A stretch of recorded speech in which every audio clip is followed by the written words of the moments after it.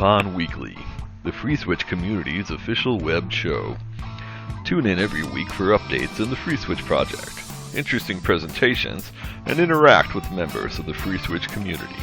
ClueCon Weekly is brought to you by FreeSWITCH Solutions, the officially endorsed consulting firm of the FreeSWITCH project. FreeSWITCH Solutions solves problems so you can focus on your business. Visit FreeSWITCH.com for more information. The ClueCon WebRTC and Telephony Developers Conference.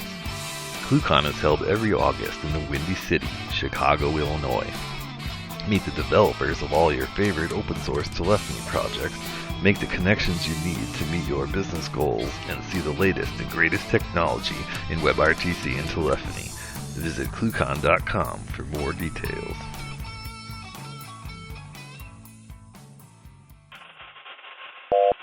All right, guys. Welcome to ClueCon Weekly. Today is February the 3rd, 2016, and we'll have Simon Woodhead from Simwood joining us here shortly.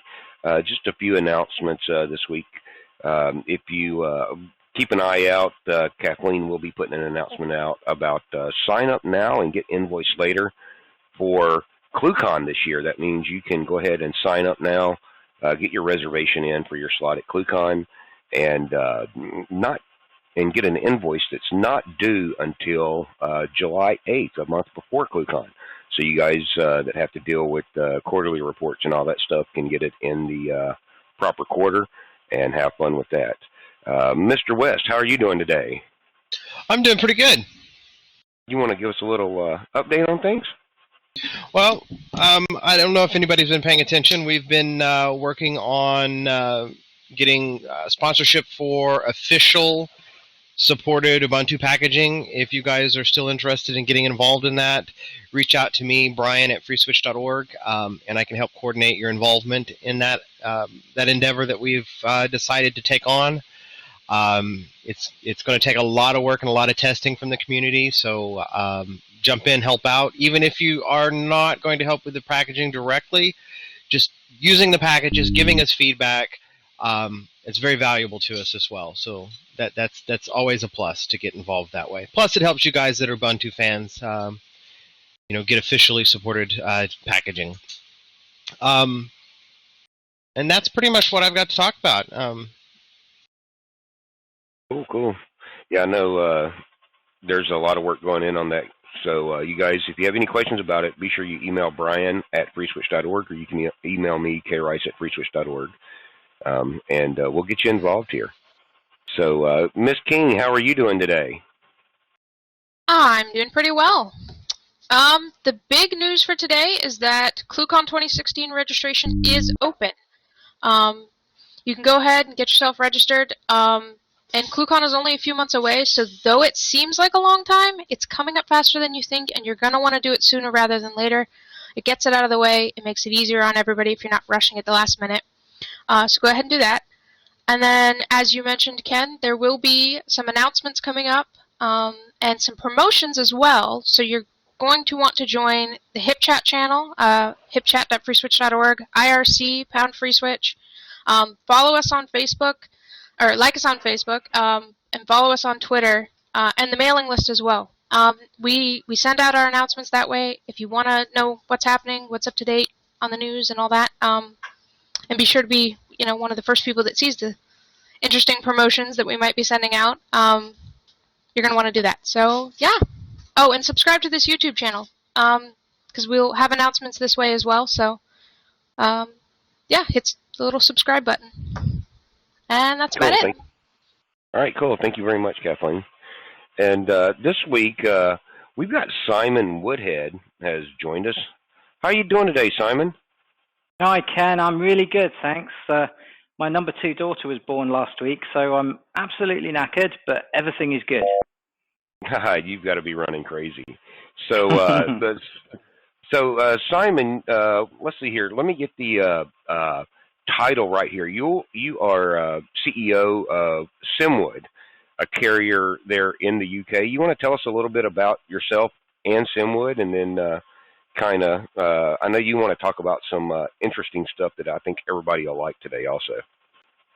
Yeah, sure. Is it easier if I dive straight into the slides, because I've got introductions just at the start there. Have you got the screen share up there, Ken? Yep. Let's go ahead and pop that on the floor. And take it away, Simon. Cool. Great stuff. Okay, so as Ken said, we're Simwood. I think most of you probably know us already from this and other forums, but we're a UK-based carrier. We sit at the edge of the old SS7 network and the new IP network, providing IP services to new age telcos, but with an authentic traditional back end. If you want to find out more about us, URLs for the website and the blog are there. Me, as Ken said, I founded the company back in 1996. My contact details are there. By all means, connect on LinkedIn or get in touch.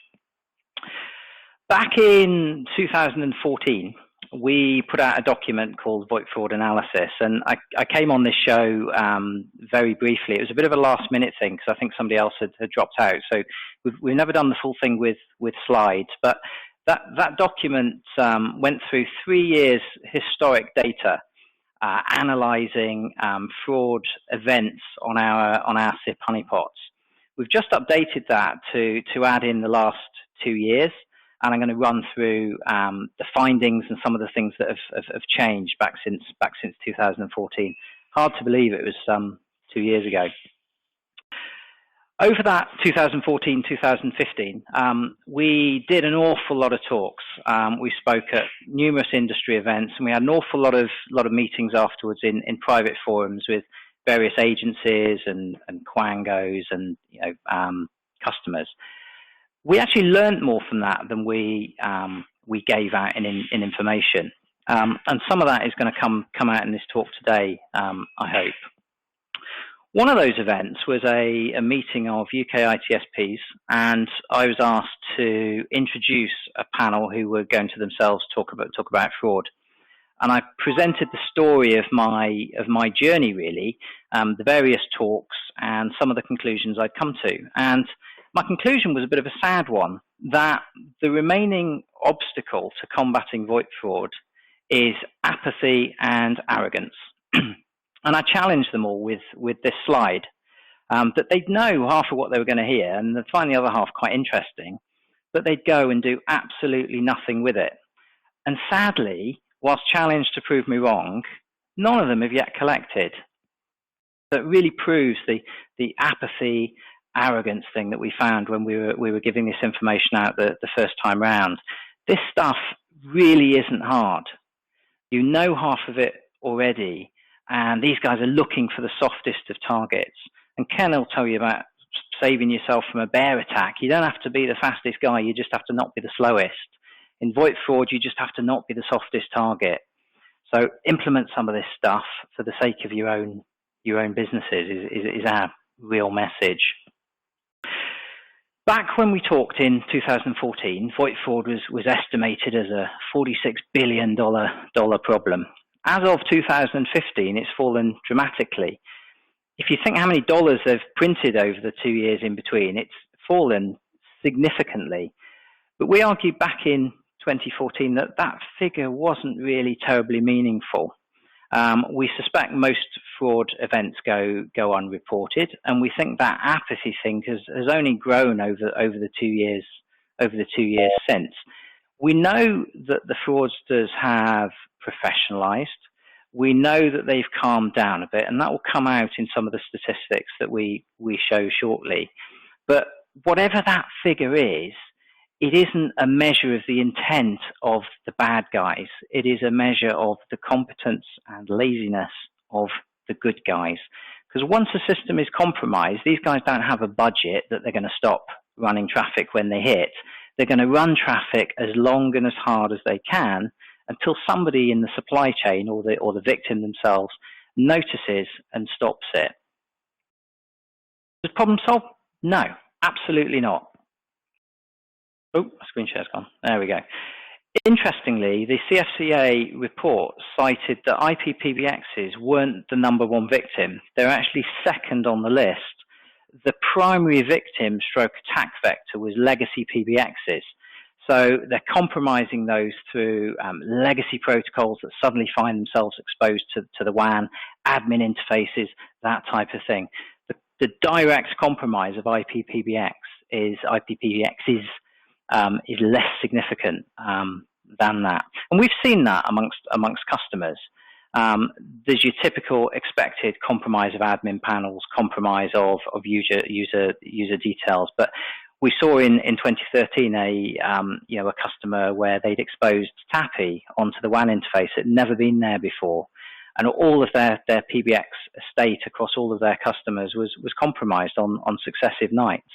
VoIP wasn't involved there, other than the mechanism by which they got the traffic out to complete calls. So why does this problem exist? It comes back to charging for phone calls. If phone calls were free, this problem wouldn't exist, but equally I wouldn't be here talking to you. We've got something like 5-6 million numbers on the Simwood network, and if another operator calls those over our legacy interconnects, we bill them. That's the orange block that you can see at the top of that slide. They add their margin and sell it on to their customers, so on, and so on. And that gives the price that it ends up in the customer's hands. And what that price is depends on how many people are in the chain and how much of each of them are adding, as much as it does the original operator's charge. Now, as you know, this stuff's really complicated. There's no authoritative list of what breakouts apply to what destinations. It's really easy to make a mistake. And if somebody makes a mistake, not only do they incur a loss for themselves, but that tends to percolate down through the supply chain, not in terms of loss for successive providers, because they're able to buy at the erroneous price, but the actual price point going out to consumers is wrong. Add into the mix what we call over here premium rate services, where in addition to the basic call completion, you have a service element. Think in the US context like conference lines. You have a whole supply chain on the actual call telephony side, but you equally have a supply chain on the service side, where there's an element, there's an element of the call that's been paid out to a service provider, and indeed maybe that service provider's customers and resellers down the chain. That has the effect of raising the stakes. Your input cost for the call is so much higher, and it can be £5-6 higher depending on what that PRS charge is set at. So if you make a mistake here, not only is there much more to lose, but you actually introduce an arbitrage opportunity where your fraudster can get more out in his outpayment than it costs him to complete the calls. You can go online, you can buy software that you install. It will tell you which carrier to open an account with and which numbers to dial to capitalize on this, effectively turning telephony into a cash machine. And once that situation is in existence, these guys will just keep running traffic as much as they can. Now, of course, if the calls are free, then they haven't got that input complication. They will just, if they're compromised at PBX, they can complete calls at no cost. They will just keep on doing so. Our 2010 honeypot was, as the name suggests, set up in 2010, which was a current version of FreeSWITCH back in the day then, dumping packet captures into Splunk, and we'd run various regexes against those to extract key fields that we chucked out in various CSVs on the URL that's there. That URL is still there, still chucking out files, both current day and looking back historically for a year. And many people rely on that for looking at bad actor IP addresses, that type of thing. But we recognised that was a little bit out of date and wasn't really up to the challenge. So over Christmas, not least assisted by the in-laws taking a while to go home, I prototyped something else, which people that can actually code properly have made into something useful in January. And that's what we're calling a SIP IPS, SIP IDS. We've had all manner of commercial IPSs on the network, and generally they follow a similar pattern. They cost a lot of money, they sound amazing, we install them and immediately have problems, and we have problems with real-world traffic. So we turn off the various signatures that are causing the problems, and those signatures are typically your theoretical SIP attacks that are present in real traffic, but not in the scenario that the signature expects. And you end up with a very expensive box with all the signatures turned off. It's actually achieving very, very little. So we decided to start from the other end with nothing and build one. So what we've got is in each of our edge sites, we're in 11 data centers, but 3 of them are true layer 3 edge sites where we have transits, peers, etc. In each of those 3 sites, we're dumping all traffic coming into and out of the network that is SIP into Camilio instances in a promiscuous mode. They are chucking all of that into a cluster of Redis nodes, and from there we're running various daemons on it and dumping some of the data into Elasticsearch, where we can subsequently analyze it, and it replaces Splunk for this historic backward-looking stuff. It's pretty real time, but we can query patterns, query trends for IP addresses, ASs, target numbers, etc., going back for the entire the entire period under review. The Redis side is quite interesting because that gives us real-time sort of millisecond to millisecond analysis that is enabling us to spot and monitor for denial of service and distributed denial of service events, in that we can keep rate counters for various vectors, such as common target numbers, common user agents, that type of thing, and we can take action. And we're doing a couple of things with that. The numbers that are dialed, we are dumping in real time into, I should stop using the word dumping, inserting in real time into our voice routing, and I'll come on to that shortly as to the significance of that. But the worst actors in terms of source IP addresses, we can block in terms of source blocking, but in the worst case, in terms of a SIP-based denial of service attack, we can actually do a remotely triggered black hole and just blacklist or black hole the target IP address altogether, thus protecting the network. And that happens by another excellent open source project written by Thomas Mangin, called ExaBGP, which exposes BGP as a library, so you can interact with BGP daemons or BGP services from your own code, essentially. It's monitoring, like I say, all the traffic across the network, and we categorize that into a few different pots. So we've got the honeypot and what we call the darknet, which is unallocated IP address space. And realistically, any traffic hitting any of those should be or can be assumed to be illegitimate. The honeypot in particular only exists to trap bad traffic. Anything going to it is nefarious, but is a two-way service. The darknet has nothing on it whatsoever, so you haven't got this two-way interaction of a SIP session, if you like, but you will have scanning events and one-way flows.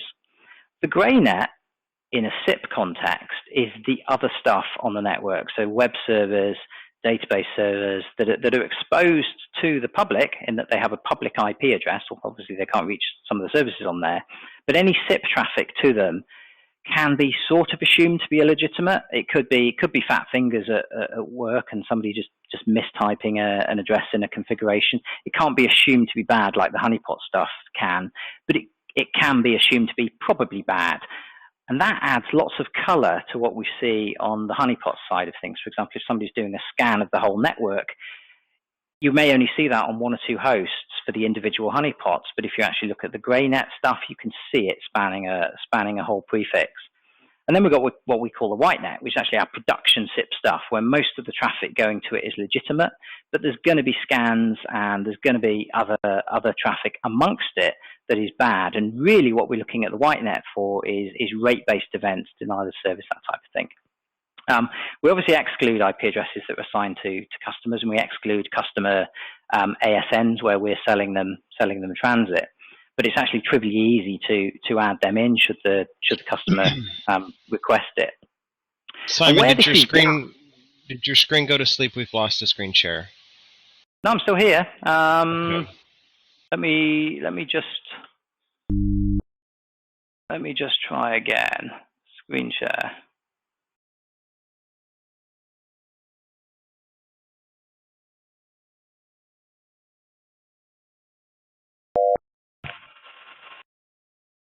How's that? Oh, there we go. We're good? Okay. I don't know what happens there. The computer's still on, screen's still alive, but there we go.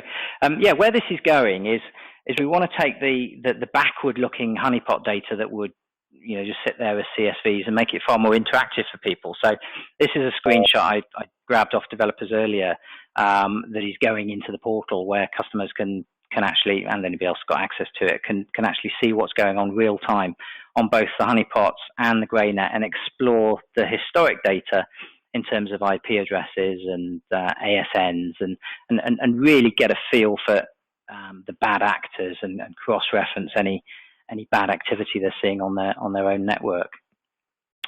So what I'm going to talk about in terms of attack vectors, I mentioned there's a whole load of theoretical SIP attacks that frankly we don't see at any scale in the wild. We see things that look like them in legitimate traffic, but we don't see them as actual widespread problems. By far and away, the biggest event that we'll have all seen is SIP scanning, and I'm going to run through that as the primary vector today. It all starts with an innocent little options request, just a request waiting for a response, and these guys are crawling pretty much any address that is publicly available, seeking to determine where there is a SIP service. They're doing so at an increasing rate. But if you look at the numbers, the events per honeypot are quite small. Where they're coming from? They're coming from the dedicated server networks. So we're not seeing them from cloud providers, nor are we seeing them from end user networks. We're actually seeing them from the traditional big hosting companies where these guys can have 2 or 3 servers in a rack, and they're using them for this kind of activity. And the top source countries kind of fluctuate between those 3 really. They're pervasive in that you stick a host online, you're going to see some of these within an hour, but they're really, really low volume.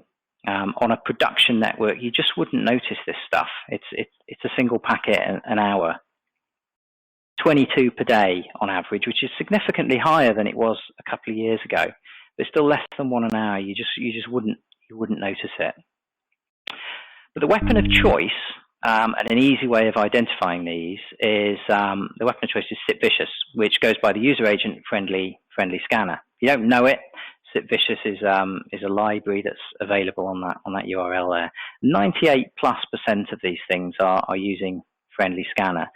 The balance are actually using modifications of SIPVicious. They present different user agents, usually *PBX. But if you look at certain characteristics that you can determine from looking at the source code, they're clearly still the old SIPVicious code that's been slightly modified just to change the user agent. So now our bad guy, he knows that you've got SIP equipment. From your response to the options request, he probably knows what that is. In some cases, that enables him to go directly to a targeted exploit. In other cases, he'll proceed to the next stage of the scan. What we know, though, is if you block that reconnaissance, you prevent things going to the next stage. Now, when I say block, I issue a bit of caution against simply dropping the options request. I'll come back to that a little bit later. But if they don't get a positive reply that they expect to their options request, the attack doesn't progress. And this works both ways. I mentioned that our honeypot is the 2010 version of FreeSWITCH, and it had bugs back then, and occasionally it falls over. And we see if it's fallen over that actually the activity within 24 hours or so has dropped off a cliff. So it is very much, you respond within 24 hours, you're going to see the next stage. You don't respond within 24 hours, you're not going to. These guys don't appear to be keeping a big database of targets. It's very much harvest some hosts, move on to the next stage. That next stage historically was a register scan. I say historically because you'll see since 2013 the number of events has fallen off a cliff. And I'll come back to why we think that might be in a little bit. Again, these are coming from the big dedicated server networks in the main. They're not coming from end user networks. And whilst they typically come from a different address to the initial reconnaissance, they tend to be quite closely related, sort of a /29 or a /28, where the cluster of bad guys has two or three boxes, each doing a different phase of the attack. They're high volume and they're sometimes really, really aggressive. But the interesting thing is they're not nearly as aggressive as they used to be. 2-3 years ago, you'd have seen these as a denial of service attack, particularly if you had a relational database behind your authentication, where you're not going to be caching invalid user details. We still see them at 500 plus requests a second, commonly, but not routinely. Routinely, they're much, much slower. Weapon of choice is a thing called VAX user agent, but Friendly Scanner still has a strong presence. The URL for VAX is there, and arguably over time that is supplanting SIPVicious as the preferred way of doing this. So I mentioned where they've all gone, that they dropped off a cliff since 2013, and indeed they have. And we think they've moved on to using options to enumerate users to an increasing extent. FreeSWITCH, thankfully, whatever address you put in the to field behaves. You get a 200 OK. Asterisk doesn't. So the reply to an options request where the user exists is, as you expect, a 200 OK. The reply where the user doesn't exist is a 404. So by sending enumeration in options rather than register, these guys can at least determine valid usernames on your equipment and perform half of the enumeration function at least. But doing so in options is very hard to detect. It's undetected by our honeypot version 1, and they're tending to do it at a very, very low rate to avoid detection, much, much slower than certainly they used to do the register scans, but even that they're presently still doing the register scans where they do. And fail to ban isn't going to help you here because you haven't got a failed authentication log entry. You've simply got an options request and options response that you're not logging. So at this stage, our bad guy, he knows which user to use. He knows you've got SIP equipment. All he needs now is your password and or your prefix, because we know some providers use a prefix with no password, God forbid, as authentication, but many actually use the prefix to determine or differentiate between customers. So at that stage, they'll go back to the register enumeration. Of course, they know the user. They're simply trying to guess the password, or they'll move straight onto traffic because there may not actually be a password. They may simply need to guess the prefix. That, as you may expect, is done via a series of invites. They tend to come at a fairly high rate, and the number of events per honeypot, as you might expect, is increasing strongly up and to the right. Again, we're seeing the same pattern now in terms of where they're coming from, the dedicated server networks.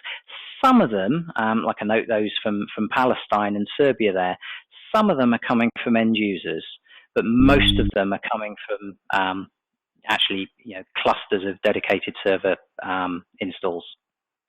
Weapon of choice this time is a thing called SIP CLI, or various other spoofed CLIs using SIP CLI. But there's also a smattering of, you'll note iBeam there, there's a smattering of guys sitting in front of computers dialing with a soft phone here. But the big volume, the professional stuff, is through SIP CLI, and there's a link to SIP CLI there if you want to see what it's all about. There's heavy spoofing and manual dialing, as I just said. Sometimes it's at a very high rate, but it's less aggressive than it used to be. These guys have learned that if they come in too hard, you're going to know they're there, and either automatically or manually, you're going to block them. They know that if you don't know they're there, they've got as much time as they like. Now, these numbers that they're dialing are what we call a test traffic. These aren't the Moldova, the Monaco, the Serbian, the Falkland Islands type destinations you would associate with a SIP intrusion. They're ordinary landline and mobile numbers. And this is an evolution kind of since probably about 2012. Our honeypot, and I'm sure other people's, actually, when compromised, faked a completed call. Obviously, the call didn't actually complete. And what they've been doing since that time is calling numbers that they can observe the call completing. I don't know if they're going as far as testing two-way audio, but certainly they're dialing numbers that they control. In some cases, it's mobiles.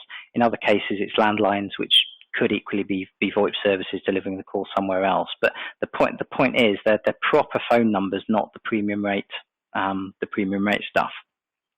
And when you look back, these things will go completely unnoticed because there'll be a long, long time before the attack even started. In some cases, this can be absolutely months. Generally speaking, there's very few of these things in use. If you look at the honeypot data, that looks like millions, but that's because different countries' phone numbers are all different lengths, and they're using a random length prefix in front of it. So as a human, you can see a pattern, but computationally to determine these has been relatively challenging. They do change, but they're pretty sticky. They don't change as much as the IP addresses change. So if you can determine these and you know when they're being dialed, you're well on the way to preventing an attack escalating, even if your equipment has been compromised, because they can't actually test that the compromise has succeeded.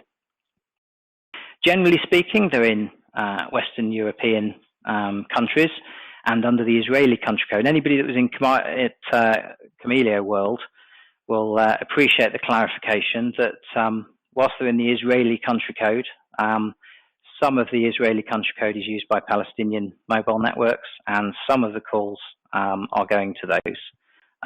The irony isn't wasted on me.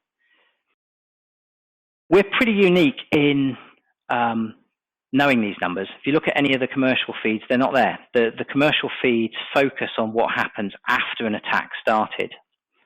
These precede an attack, like I say, by many months. We know them, we insert them into our live voice routing from the IPS, as I mentioned earlier, and we block them automatically without exception. It's not something a customer can turn off. I mentioned that the test can precede the attack, sometimes by some months. That's increasingly the case. A few years ago, these guys were really furious when they got in. Everything had to happen as quickly as possible. They've professionalized and they've arguably calmed down. And even if they succeed in compromising your equipment, they won't necessarily proceed to the next stage of an attack immediately. They'll wait until the moment when the network is least observed. And certainly over the Christmas period is when we see a significant uptick in attack activity, and particularly attack activity across customers. We also know that if you block them and you pat yourself on the back for combating the attack, they'll go away. They'll have a night's sleep and they'll come back. They'll come back the next day.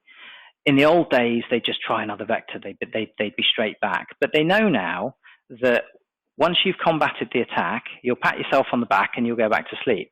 You won't actually implement all of the things that you said you were going to implement to prevent it happening again.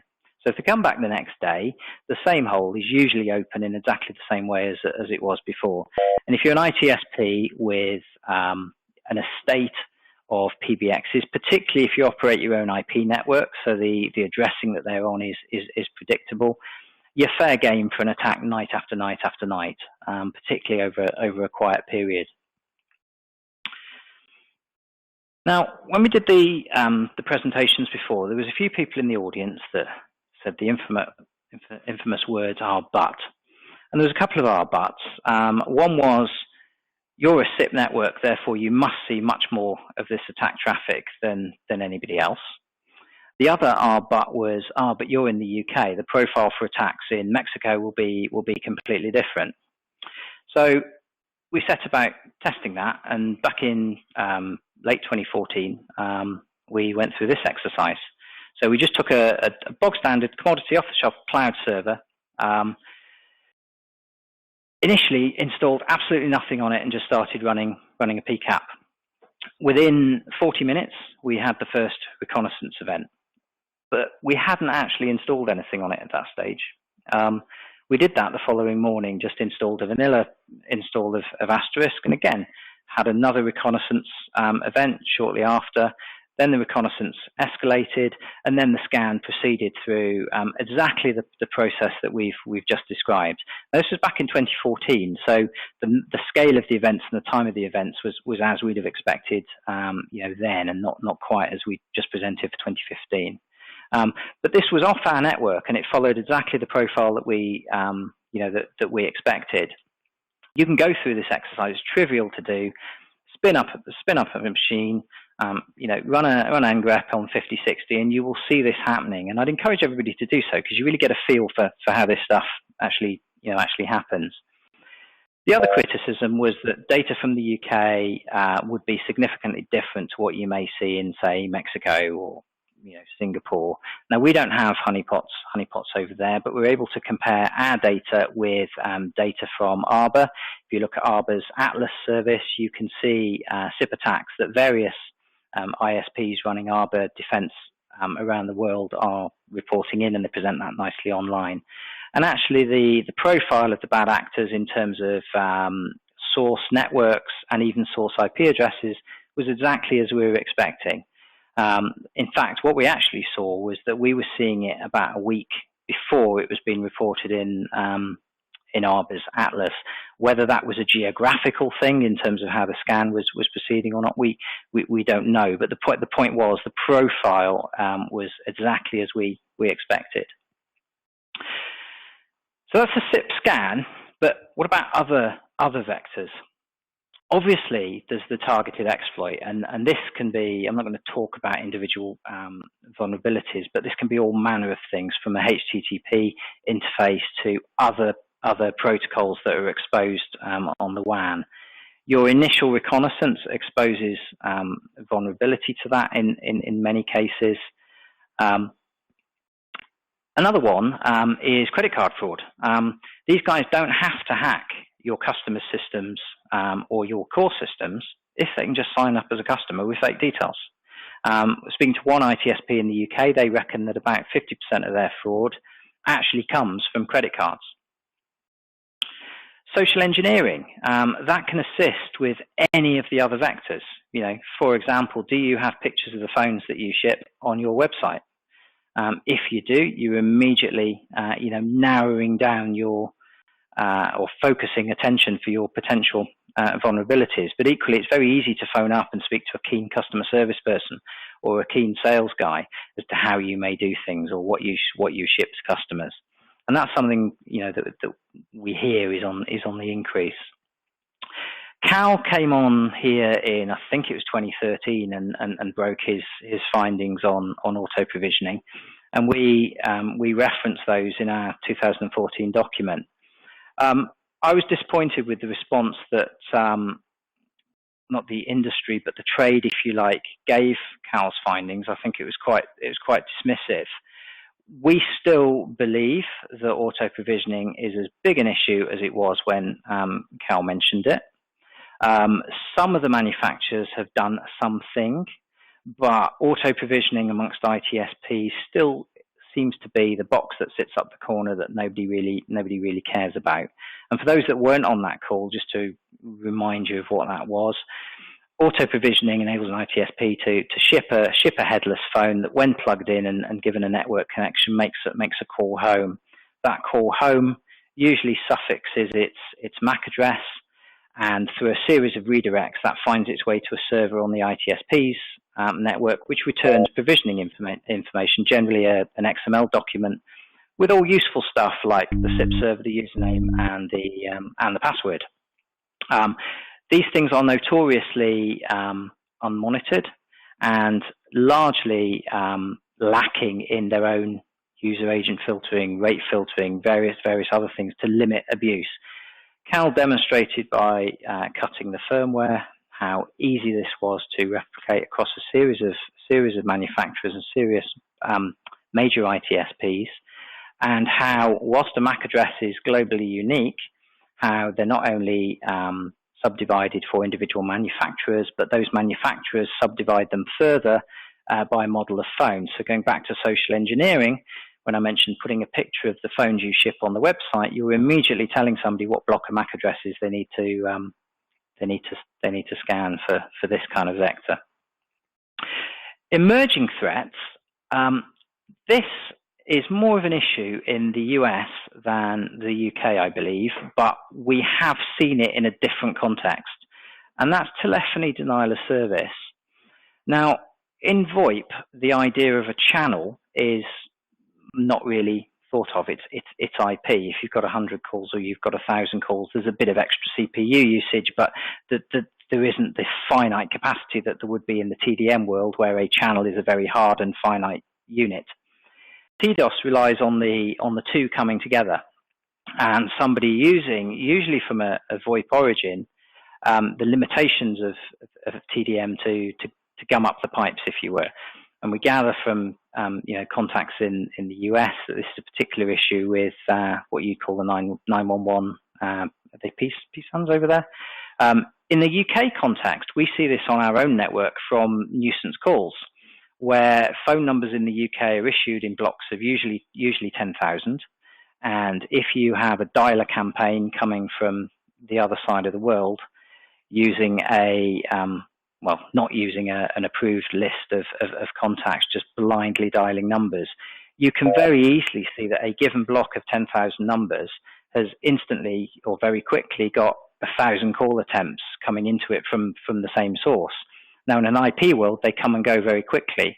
In a TDM world, it takes a couple of seconds, fractions of a second, for the call to fully clear down, for the channel to become free again. And given that it's the same number block, they can be in the same physical location and cause congestion back up the network, both in our case in our own network, but also up into the higher networks that are feeding the traffic in. And in this scenario, with nuisance calls, we've seen 400 or 500 calls a second targeting number ranges that have no numbers in service whatsoever. And whilst they're responded to immediately with a 404, it nevertheless gums the workings and causes congestion further up. We see it for nuisance calls, but the scope for this for malicious usage, particularly against 911 or in a European context 999 and 121, is quite serious. So what can you do about all of this? Well, the first and obvious thing is to apply some of the user agent logic that we referred to earlier. Most of these, the SIP scanning in particular and the reconnaissance that may lead to other attacks, has a very distinct profile that is very, very easy for you to filter in a couple of IP tables rules. Now, whilst I'd encourage that you do so, I'd encourage that you do so in a considered way. For example, we're filtering relying on knowing what user agent they use. If that ceases to work for them, they're just going to spoof someone else, and then it becomes far harder for you to filter it. So if you have a high-profile SIP service where they know there is a SIP service behind that IP address, for goodness sake, don't just go dropping anything that has friendly scanner with the user agent. Perhaps instead redirect it to a honeypot or do something else with it rather than just dropping it. But the point is, you can filter this stuff very easily based on the user agent, and if you do so for those phases of the attack, you are protecting yourself from the majority of this bad traffic. At a higher level, at a more commercial level, we advocate people bill as close to real time as they possibly can. And if you're doing that, that gives you something to monitor. Buy with prepayment.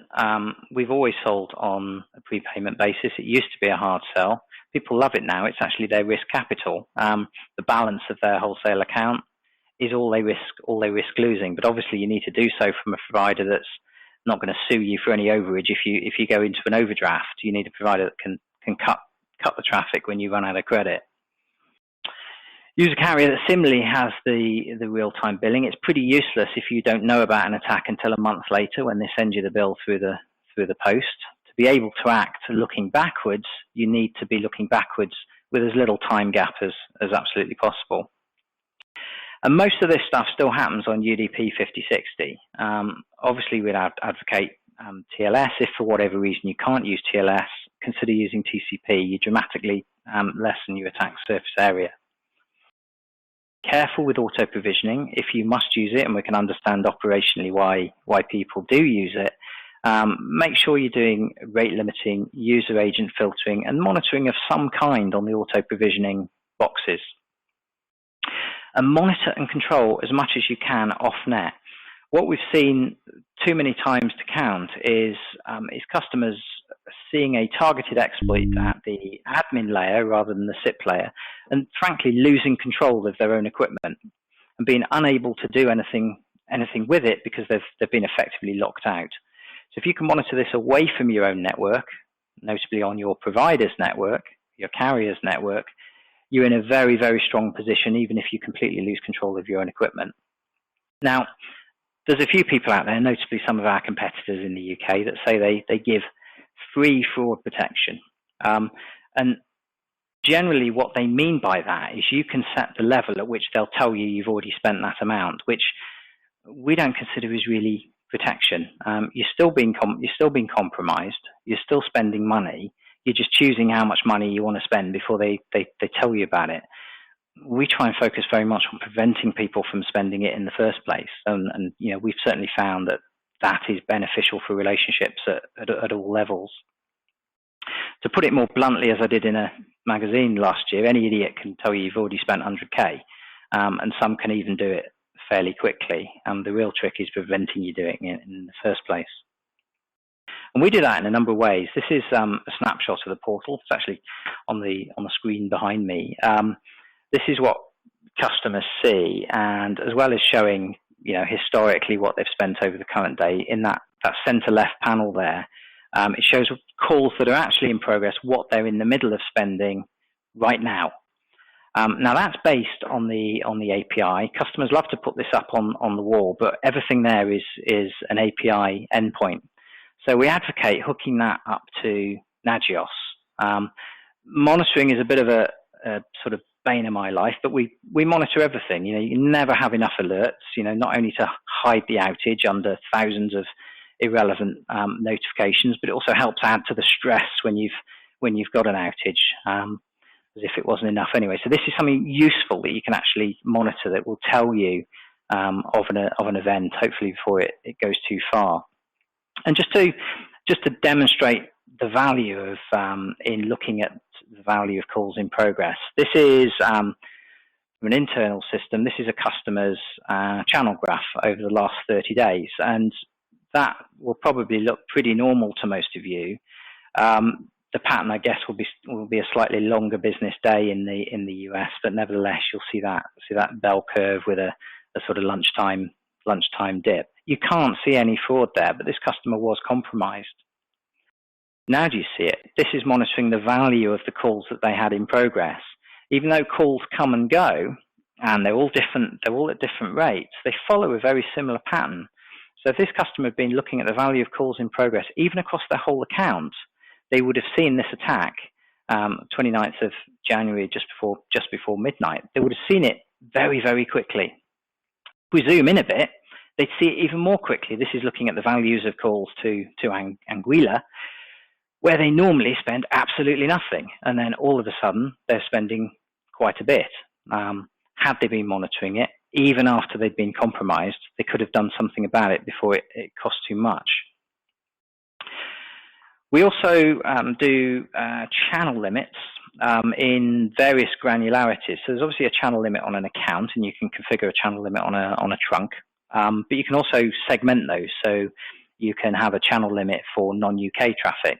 You can have a channel limit for known hotspots. So they're the places I mentioned earlier: Lithuania, Serbia, places like that.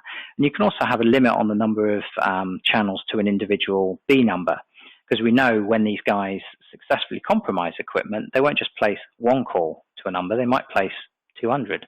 So you can limit the number that can happen in parallel. Similarly, you can do rate limits with the same granularity. Now, these aren't rate limits necessarily per second. They can be for as much as per day. So you could limit, say, calls to known hotspots to 10 calls per 12 hours. for example. So the first 10 would complete. The moment there's an 11th, any time within that period, we will reject it, regardless of the state of the customer's equipment.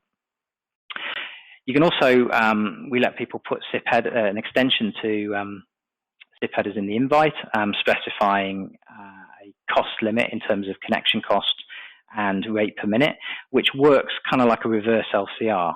They specify the cost that they don't want to exceed, and we reject the call if it would, which is really good for arbitrage type stuff where a customer isn't running a reliable LCR or could find themselves in a situation where the LCR has been somehow tampered with. Do per trunk, per account ACLs permit deny, so they can upload their own list of dial codes to allow traffic or to block traffic. And critically, we notify people in real time if any of those limits are tripped, and we also notify people in real time if any blacklisted numbers are called. So any of the test numbers that I mentioned, if an account sees a call to one of those, they can configure what happens with it. They can get an email, they can get an SMS, or they can get HTTP post to their own system. All this is completely off net, obviously. And none of this is vaporware. This was all there when I did this talk back in 2014, and it had been there for some time then. But it's still pretty unique. Other people are still saying they're giving away free fraud protection, but it doesn't amount to any more than telling you what you've already spent. And the bad guys obviously love that. It's protecting their future income. And with that, I think I probably better not show any further slides. But that brings me to a conclusion. I hope that was helpful. If there's any questions, by all means shout. I've got a question. How many honeypots do you have set up globally that feed into this? They're all in the UK. They're all on our network, and it's in the low single digits. But you remember I mentioned the darknet? That is 1,600 IP addresses. Okay. That's really helpful in adding extra color to it, because whilst we see the same pattern across all of them, and you guys could deploy a single honeypot and see all of the same stuff we see. Actually, the more you've got, the more depth you get to it, particularly where they are scanning a range of IP addresses. That becomes very, very clear if you have large blocks of them that you can observe.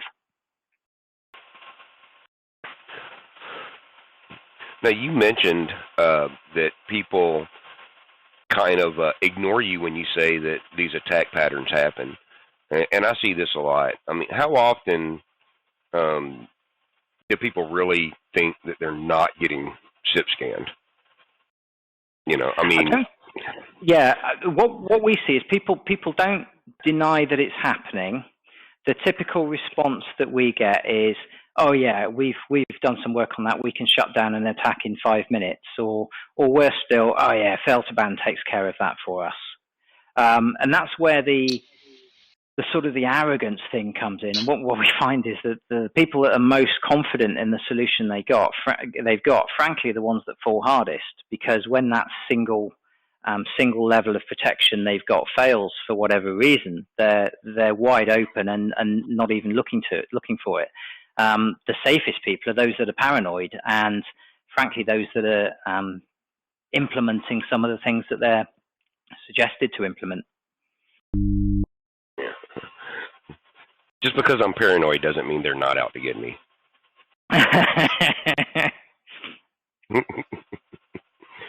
Yeah. So you had mentioned. Oh, go ahead, William. I was going to say, so you had mentioned basically the blacklist for some of these numbers. Yeah. Is that a public service or is that a private subscription? Neither. We get asked all the time by customers and non-customers, can we share the numbers with them? And frankly, the only reason for them having the numbers is not to spend money with us. So whilst we spend an extraordinary amount of time and money protecting people from this stuff, actually enabling them to go and not spend money with us is a stage too far for us. We do put the data into various public sources, and we are looking at exchanging that data with certain sort of higher level agency-based research. But it isn't available as a list. The IPs are, the various other things like the user agent analysis are all on that mirror.simwood.com/honeypot address. And as I mentioned, it's going to get more detailed and searchable through the portal. Awesome, thanks.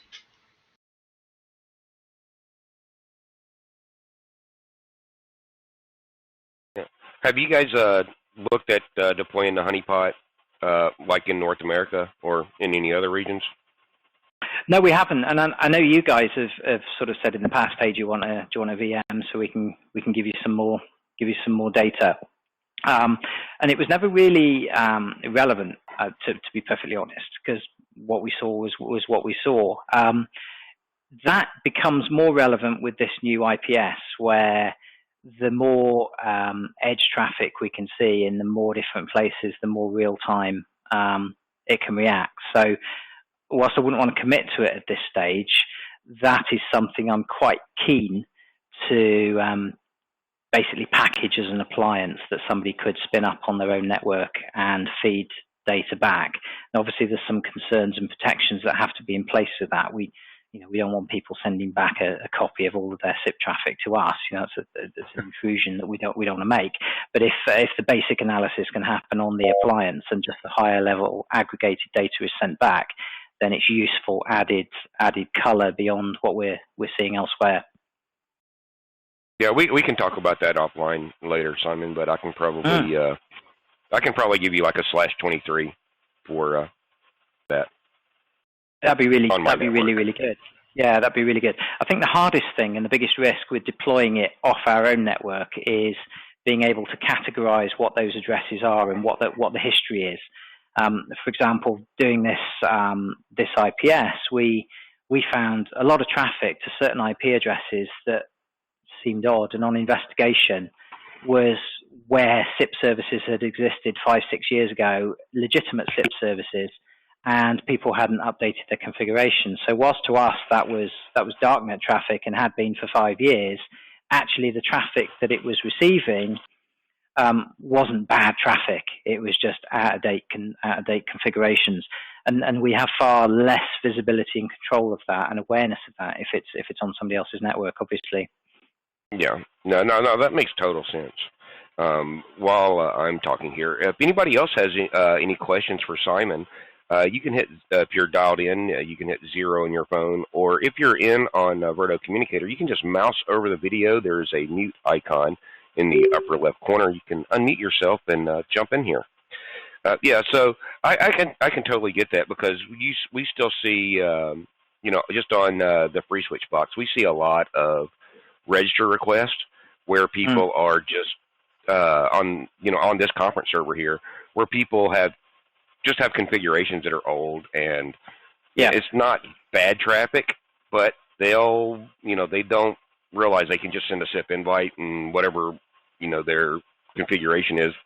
When they put that gateway in, it automatically starts options pinging and registering, and even though none of that's actually required, but it's just the way their software's set up. So we see that a lot. Also, so that would probably be a good example of traffic for you to, a bad example of traffic for you to analyze.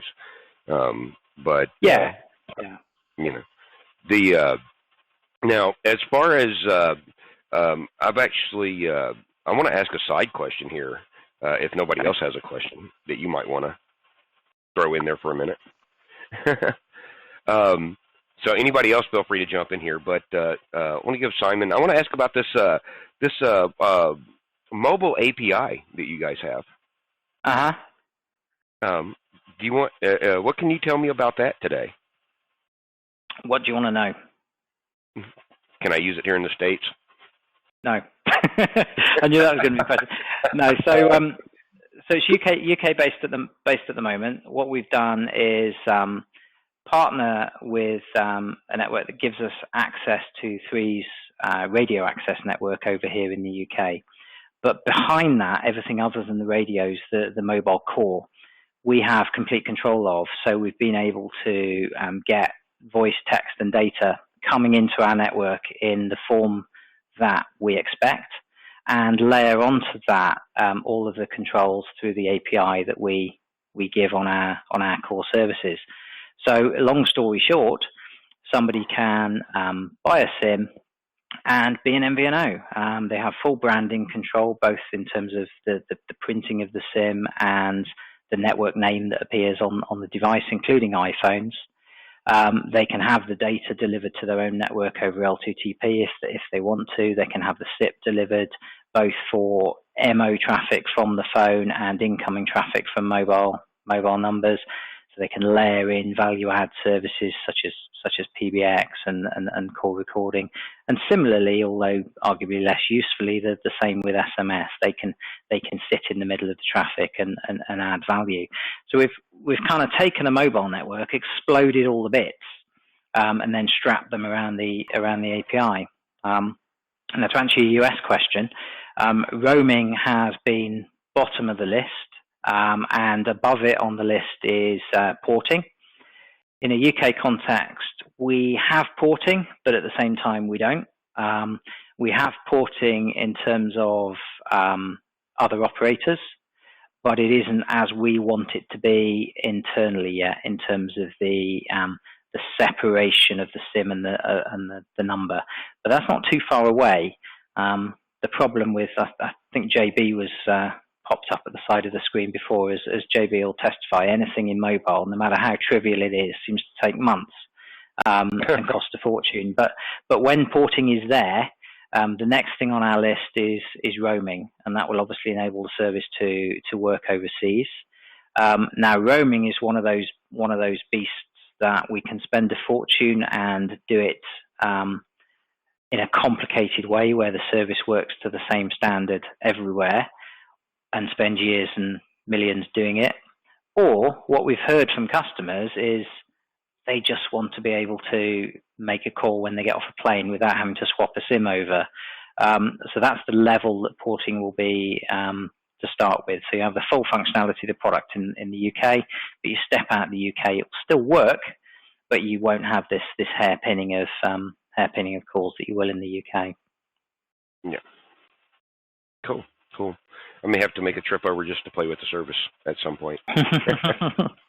Well, I hear there's something going on in Chicago in August, so I'm going to be there this year for sure. So I'll bring some with me, and if we've got roaming sorted, then at least we can show you some of the features that will work in that context.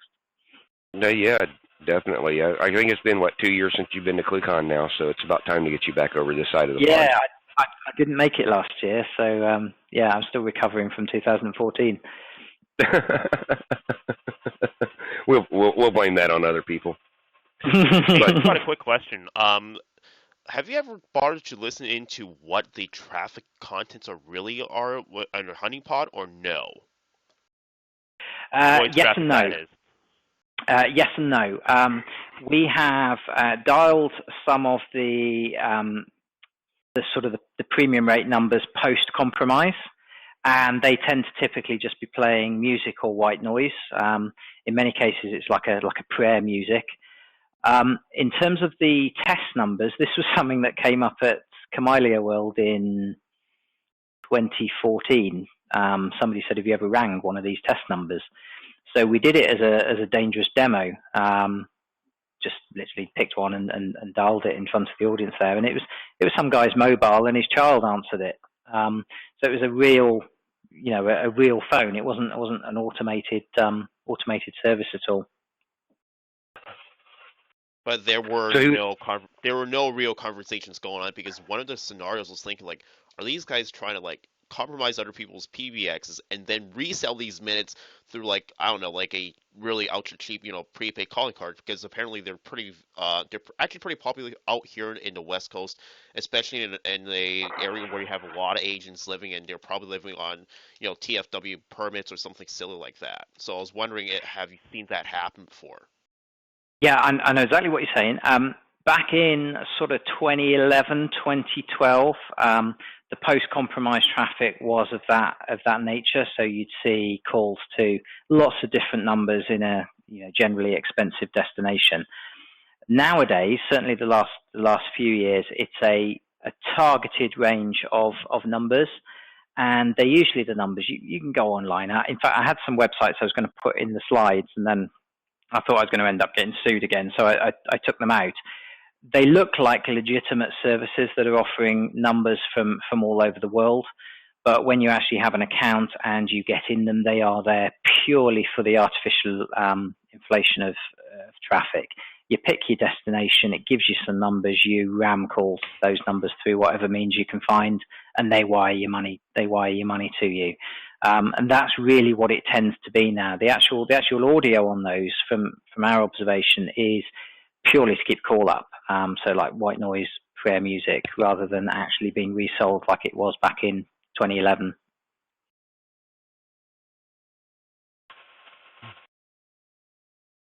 All right, guys. Anybody else have any questions for Simon? Yeah, I was going to ask. Are you interested in going into some of the eventing systems and databases that you're using for processing at this volume and this speed? Yeah, absolutely. I mean, what I touched on the IPS though is probably a talk in itself. When we presented this in 2014, we concluded with a slide that was our competitors' kind of response at the time, which was, this wouldn't possibly scale to our vast size. And our response at the time was, well, we're already handling 300,000 events per second. What you mean is it wouldn't scale in the way you'd have to do it. And that remains the case. And my talk at ClueCon in 2014 was sort of really about how we did that.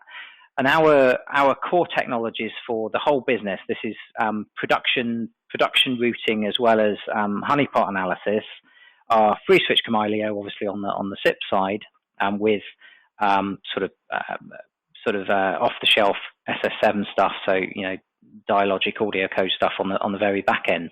But in terms of call routing and processing, Redis is our number one tool. All of our line of business call stuff takes place in Redis, so that's why we can offer such a rich set of fraud controls, because we can frankly process them so darn quickly. We had customers do some PDD analysis, and we were between 3 and 10 times quicker than our nearest competitors at routing calls, despite doing 200 plus checks every time we actually route a call. All they're doing is looking up the username and password in a database. So Redis is really, really, really, really key for us, and we do a ton of stuff through Redis. Redis is really, really important for the IPS stuff as well, because it enables us to do that rate-based analysis that you just can't do any other way. We use, in production routing at least, we use Beanstalk D as a queuing engine. On the IPS, we haven't used Beanstalk D. We've actually used Redis again. But we've used a clustered version of Redis, whereas in the production call routing environment, it's multiple master slaves. And on the back end of that, we use Elasticsearch. Every call that goes through the production stack, and in fact every part of that call, so there could be 5-10 CDRs in some cases for a given call, they're all marshaled in Redis, and then they're inserted into Elasticsearch.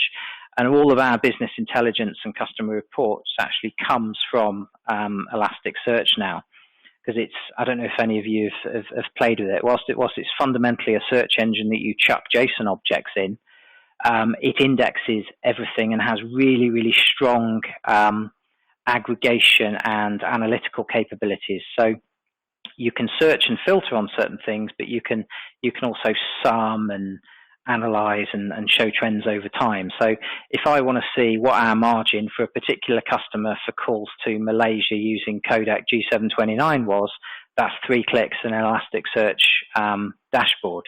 And if I want to pivot on any other variable, that's just another call. It is a really awesome piece of kit for that type of thing, and it enables us to analyze data at a scale and speed that, frankly, with all the optimizations in the world, we couldn't hope to with a relational database.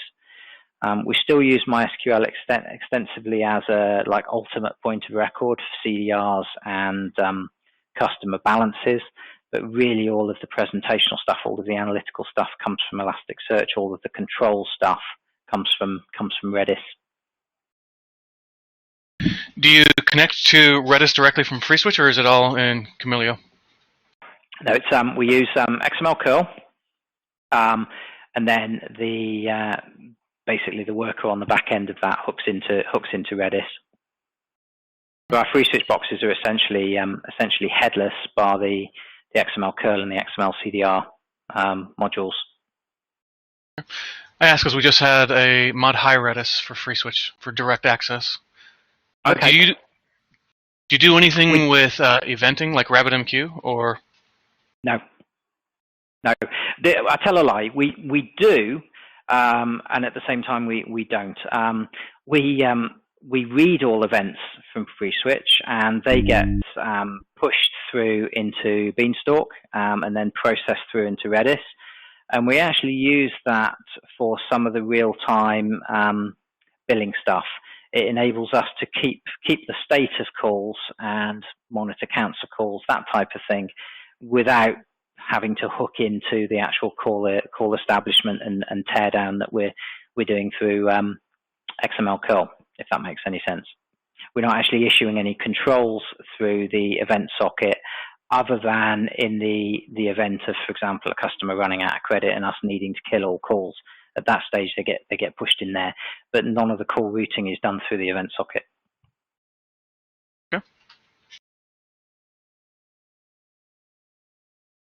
And that's how it's been since 2010. So, arguably, we might need to revisit some of that. But frankly, it works, and it works very, very well.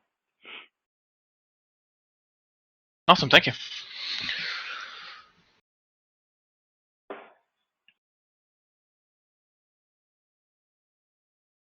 Ken, do you have anything else? I'm actually sitting here talking, and I had myself muted. How about that? Actually, one of our mutual friends from the UK is on here. I think he's on his Mob, and he wanted to chime in. Are you there, yes. JB? I am indeed. Hello, I'm on a train just approaching Salisbury, and I've been listening to you all the way, and I've only dropped out once. So that just shows how good your UK darling is. It's brilliant. And Simon, thank you for yet another immaculate presentation. It reminds me that you and I have to have a chat again. And if not soon, we'll see you at Kammer Elio World in Berlin. Yeah, most definitely. Wouldn't miss it. And like I say, I'm going to do ClueCon this year as well. So hopefully we'll see you guys there. Brilliant. Yeah, well, I look forward to it. But we've got a whole load of stuff that we need to kind of rethink about and catch up. So perhaps I can give you a call sometime when you're not bouncing babies. Yeah, absolutely. Well, any excuse to get away from home at the moment. So I'm down in the office tonight. So I have a glorious full night's sleep tonight.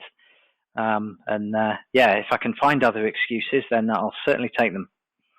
Okay, well, we'll see whether we can come up with some really good cover stories for you. Yeah, so what you're saying is we shouldn't show your wife this video. Absolutely, yeah. All right, guys. Any other questions for Simon? All right, then. All right, guys. Well, I want to thank everybody for coming out today. Simon, thank you very much for showing up. Pleasure. This is a good deal of information for everybody.